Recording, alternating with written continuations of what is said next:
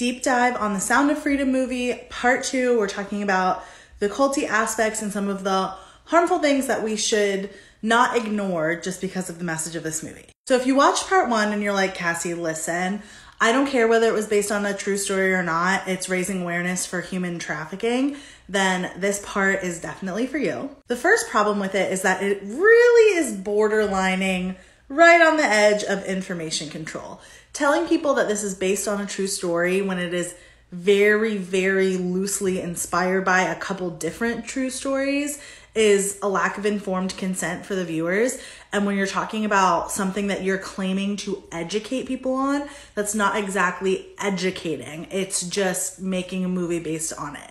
And there's nothing, like Taken is technically like a human trafficking movie. There's nothing wrong with making movies based on or around issues, but it is being presented as educational because it is based on a true story.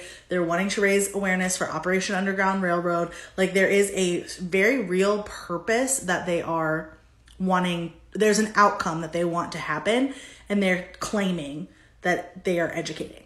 So what's the issue with it not being accurate? There are some huge myths out there about human trafficking and what that entails. It is a massive, complicated, and nuanced topic, and they are taking a very, very small percentage of that, child trafficking, and a very specific type of child trafficking, and they're presenting it as a much larger issue than it actually is. It is really like a drop in the hat compared to everything that's going on. So I went to the Polaris Project, and I'm going to share some myths and some truths about human trafficking with you. The myths are further perpetuated by this movie. So myth 1, human trafficking is always or usually a violent crime, that it often involves kidnapping or physically forcing someone into a situation. But in reality, most traffickers use psychological means such as tricking, defrauding, manipulating, or threatening victims into providing, I might have to blur that out somehow. But again, this is why I'm so passionate about this topic, because actual trafficking involves coercive control. Myth number 2 that is perpetuated and enforced by this movie, traffickers target victims they don't know. The reality is many survivors have been trafficked by romantic partners, including spouses, and by family members, including sometimes parents, which is like so tragic and sad and upsetting. Another myth is that child traffickers usually kidnap their victims or otherwise take them by force. But often they operate by building trust with their victims and manipulating and grooming them over time. And again, it really gives this idea that parents and other adults should be on the lookout for strangers who are hunting children to exploit at all times, as if it is, I'm pretty sure the movie or Operation Underground Railroad says that it's like bigger than the weapons trade at this point.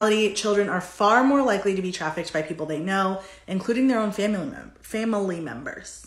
The myth that all children are equally at risk, or any child anywhere at any time is at risk. As with adults, certain children have more risk factors than other children. They list a few here, but also they list in other places on the website that LGBTQ children and youth are also at higher risk, which is talked about in this slide here. And trafficking victims are much more likely to be teens, or older teens, and much more likely to be adults than they are to be children. Now you might be thinking, well, why does any of this matter? Because it does happen, even if not at the same rate, it does happen in a somewhat similar way to what it does in the movie. So because it is a thing, we should still bring awareness to it, which I agree. However, it can be harmful to make it seem like that is the main thing or the only thing. And it does that in a few ways. This Rolling Stone article quoted a couple of different trafficking experts and psychologists, and they shared that when we have this level of misinformation around human trafficking, it can affect policies and legislation because people aren't going to vote certain ways for certain types of laws, and that can be really detrimental to trafficking victims and even child trafficking victims. It can make juries bias. If we don't understand the coercive control and manipulation aspect of trafficking, if we only think that children are physically kidnapped or mostly physically kidnapped, or even most trafficking is done by physical force, there's much less likely that juries are going to have an understanding of how trafficking works to convict actual predators and traffickers, which harms victims. they don't get justice and their abusers are still out on the street. And while trafficking victims are highly unlikely to actually turn themselves in, it does make it hard for them to see themselves as a victim or as being trafficked, because there is a process of realizing, oh, something is wrong here. This isn't a situation that I should be in. And victims can't recognize themselves in that. That can make it harder for them to get help after they are removed from those situations. It can make it harder for them to leave the situations, whether that's by choice or by being rescued through a number of means.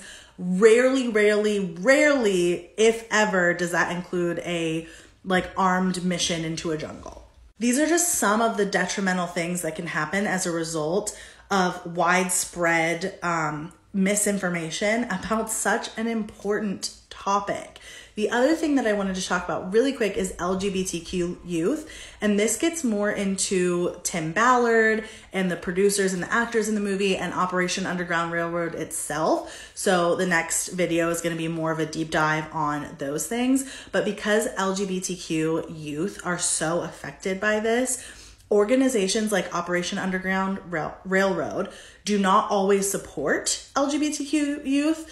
Many of these men involved are actually very homophobic. Tim Ballard is Mormon and has anti-LGBTQ beliefs. OUR is made up of mostly Tim Ballard's family and friends. And again, I'm going to get into this at a later time, but they all are anti-LGBTQ.